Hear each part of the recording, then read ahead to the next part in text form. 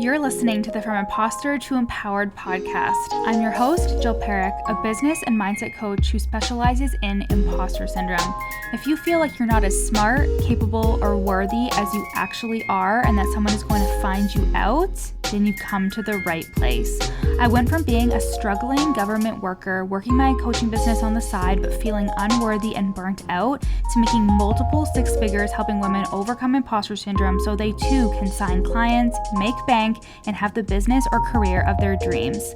I am nothing special. I have a stuttering disability, ADHD, and I struggle with anxiety and depression. So if I can learn how to feel good enough and overcome my inner imposter, then so can you. Let's dig in.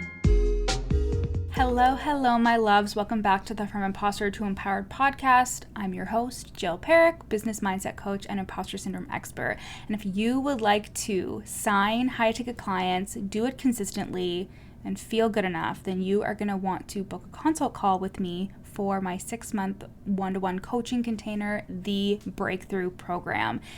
In this program, you are going to completely transform. You are going to learn how to deliver a simple business that will help you sign high-ticket clients consistently. And you will do that by feeling worthy, feeling like the expert, overcoming past experiences and thoughts and beliefs that tell you that you're not good enough, and actually creating the income and the impact that you want to make in this world. And it is possible to have a very profitable and amazing online business, but first you have to believe that it is possible for you.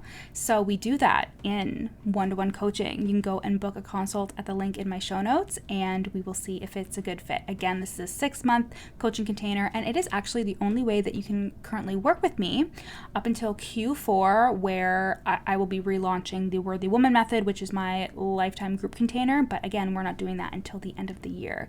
So you're going to want to snatch up one of those one-to-one coaching spots. They are going quickly, and I can't wait to meet you and talk to you and help you grow your business. This is for coaches and service providers.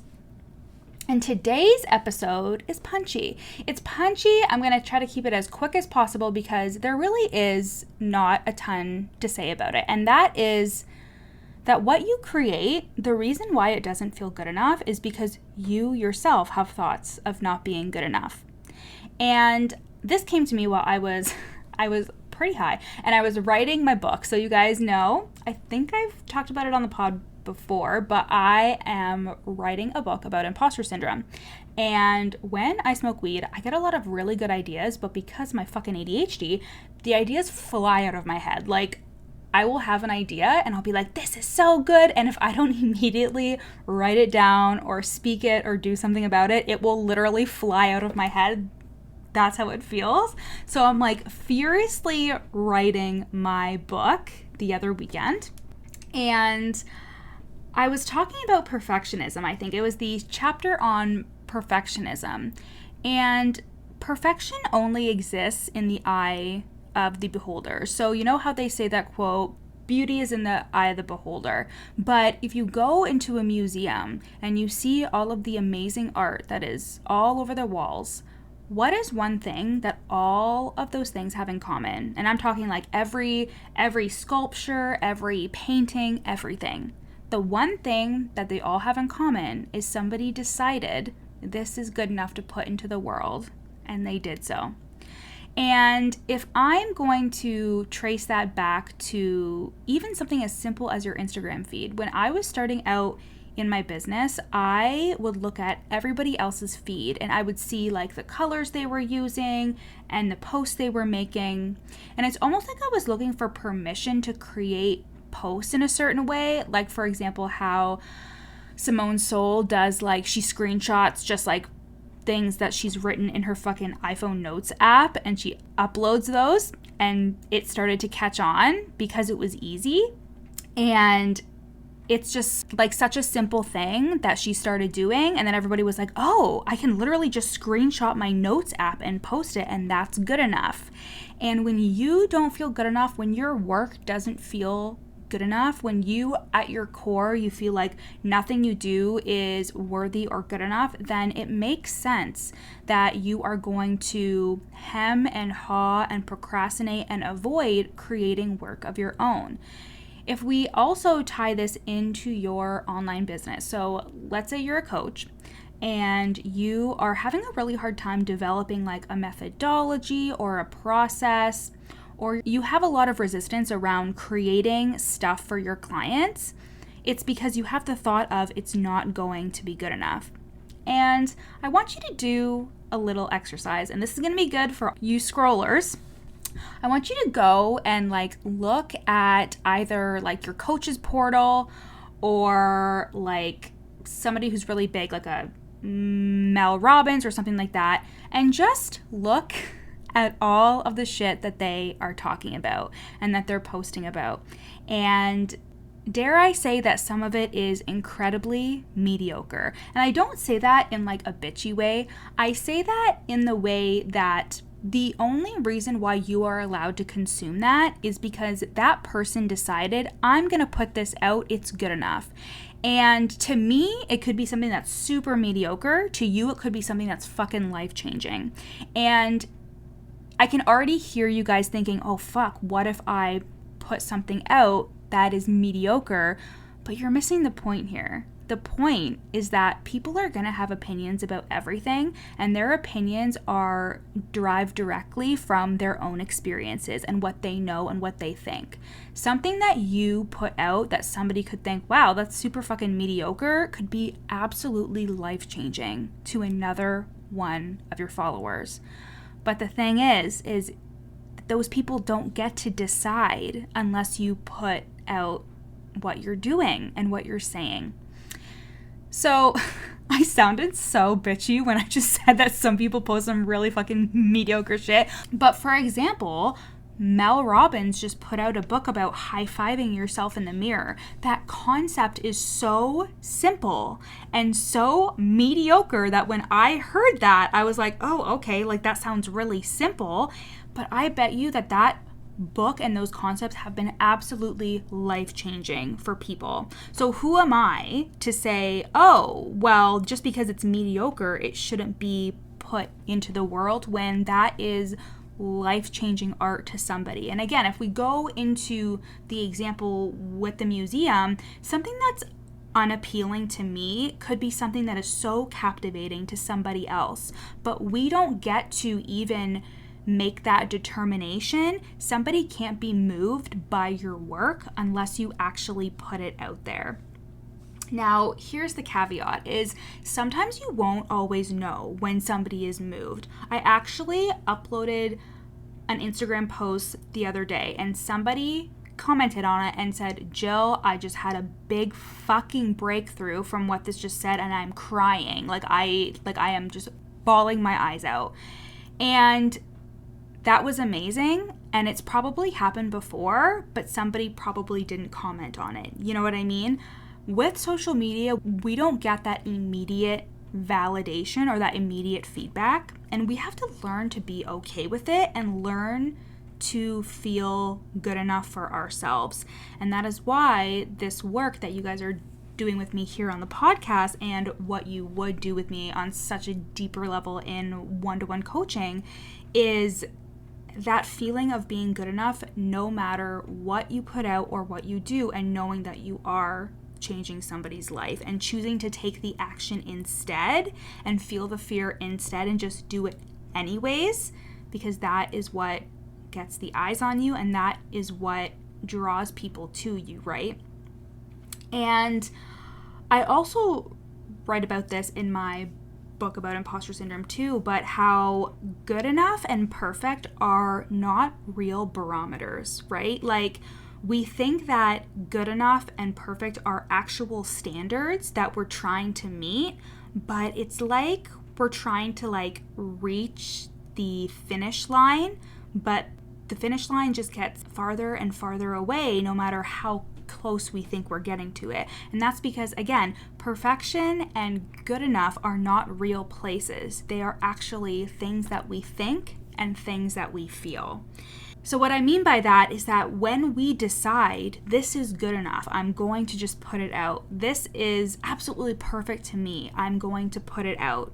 we get to decide that. There is no person or judge who can say this is good enough or this isn't perfect.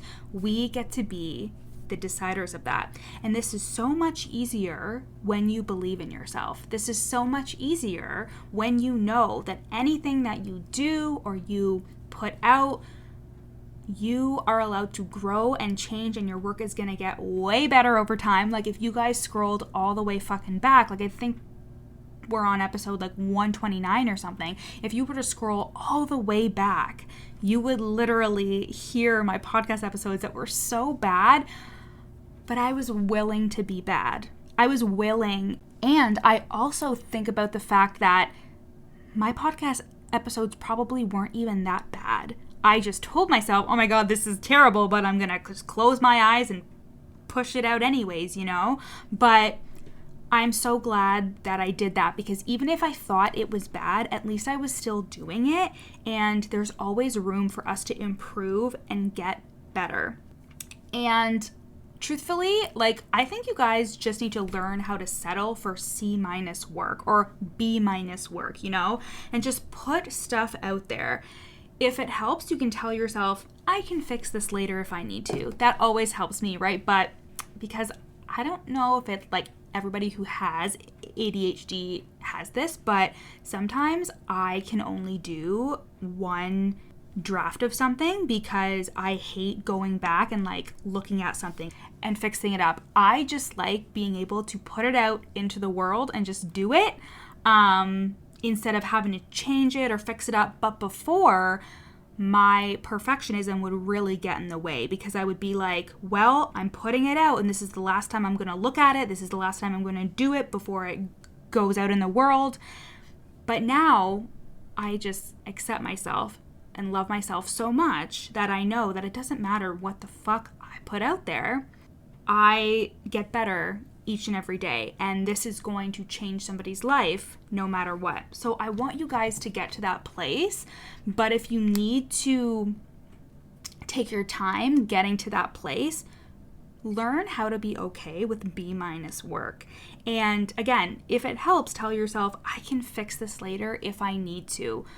But from the knowing that you will always be getting better as time goes on. It's the same thing with like copywriting. If you own an online business and you are like, it's my messaging is off, la la la. It's like you will always be working on your messaging. You will always be working on how to say things, how to word things. Just do it. Just do it now. When I was coaching one of my Worthy Woman method clients the other day, I was saying, it sounds like you're on a timeline. And she was like, I am. And I was like, you can't do this if you're on a timeline. You can't continuously tell yourself, we're on a timeline. If we don't sign a client by this date, if we don't do this by this date, then what's the point? Because you are always just going to be zeroed in on that timeline and nothing is ever going to be good enough. So also looking at like your content and what you're creating as compounding over time. And I've talked about this before, but your work is compound interest. You are compounding your work over time. That will eventually lead to a result that is going to be so beneficial for you. Just like this podcast, when somebody finds me and like, let's say they're like, okay, I want to like get to know Jill and what she's all about and about imposter syndrome, they can come and find my arsenal of work in this podcast, and they can binge all these podcasts, which I hear all the time is like, Jill, I binge the shit out of your podcast, and they can benefit from my body of work. But if I instead thought, well, I've uploaded 10 podcasts and nobody has inquired about my services, I guess this isn't working, that stems from a timeline that I think that I'm on, you know? So essentially, the lesson here today is that when you don't feel good enough, what you create will never feel good enough either. And if you are on your journey to worthiness, I want you to know that you can just start by putting things out, even if it's a little bit cringy. By putting things out, even if you're like, oh, what's the response going to be about this if I say this? Or by putting things out that is just your B- work? Can you be okay with B- work? Even think about the actual grading system and think that it makes so much sense why you feel uneasy about putting out work that you think is going to be judged by people in the online space, right? Because we all grew up in school systems that gave us grading systems. We all grew up waiting to know after we handed something in if it was good or if it was bad, right? But the real world doesn't actually function that way. Everything you do is good enough if you decide that it's good enough. And again, if you don't allow somebody to see your work, then they're not going to be able to determine if it can change their life or not. And if you are an online coach, if you are a service provider, you don't get to decide that. You don't get to continuously tell yourself this isn't good enough. Let somebody else be the judge of that. And guess what? You probably will never actually know what they think. But just as somebody can't judge your work unless you actually put it out there, somebody can't be moved by your work unless you put it out there. And just a small aside too, is like if you're struggling with inspiration or creativity, so you find yourself not purposely copying others, I just want you to know that everything has already been said before and everything has already been created before. And it's okay if you're unintentionally doing that. Just know that it's stemming from a deeper issue. It's stemming from, I don't feel good enough, so I'm looking at this person who seems to have it all together, who seems to know what they're doing, who seems to be signing clients or doing whatever I want to do. It makes sense as to why you're going to see that and feel safe in creating content that is similar to that person because it looks like what they're doing is working. So first of all, you don't even actually know if what they're doing is working. I remember looking at somebody's Instagram like back when I was like really struggling, couldn't sign any clients, and I was like, what the fuck is happening? And I saw this person's page and we had very similar niches, and this person, like, oh my god, they had such good branding and they had a lot of likes on their photos and they had the followers and all this other stuff. And this person reached out to me and asked me a question. And I was like, oh my god, I completely thought that this person had it all together and they're looking at me thinking the exact same thing. Nobody actually knows the behind the scenes, okay? So that's one. And two, just notice if you're doing that and don't shame yourself. Just come back to, I know this is because I just don't feel good enough. Like, how can I get inspired by them, but make it into my own, create it into my own. And eventually you will be able to find your own voice and your own style, but also realizing that that is a nurturing process. It's the same thing with accepting yourself. It's the same thing with feeling good enough and feeling worthy. It is a nurturing process. It's not something that will happen overnight. This is not an example of you're good enough or you're not. You are always good enough when it comes to art because your art is yours. And yes, if you are a coach, if you are a service provider, whatever you do, your work is art because it is helping somebody, it's moving somebody, it is changing their life, even if it's just in the smallest way. Okay, my loves, so I hope you loved this episode. Again, I was like, this is going to be quick and punchy and it's fucking 20 minutes. But again, if you are looking to feel good enough and worthy and sign those high ticket clients, then you are going to want to go to the link in my show notes and book a consultation call for one-to-one coaching. I just had one of my longtime clients. She completely switched her niche and she was only maybe promoting it and talking about it for about a month or 2 months even, and she signed her highest ticket client, a 4-figure client for a 4-month coaching container. And I was just so fucking proud of her because even though she is so smart and so experienced, she still had those thoughts of, is online business gonna work? Am I good enough? Is coaching gonna work? She had a lot of drama, but we just kept on it. We did the work and she signed that fucking 4-figure client. I'm so proud of her. So if you want to sign high ticket clients, if you want to overcome imposter syndrome and build your online business, consistently and in a way that feels good to you, you're going to want to go to the link in my show notes and book a consultation call for 6 months of one-to-one coaching. I'll see you guys next week. Bye. Thanks for listening to the From Imposter to Empowered podcast. Head to the show notes to find out how you can take this work deeper with me in one-to-one coaching or in my lifetime group coaching program, The Worthy Woman Method. In the show notes, you'll also find a free 3-day challenge to start the process of overcoming your inner imposter. And once you're done with that, screenshot this episode and share it on Instagram, tagging me at YourCoachJill so we can connect. See you next time.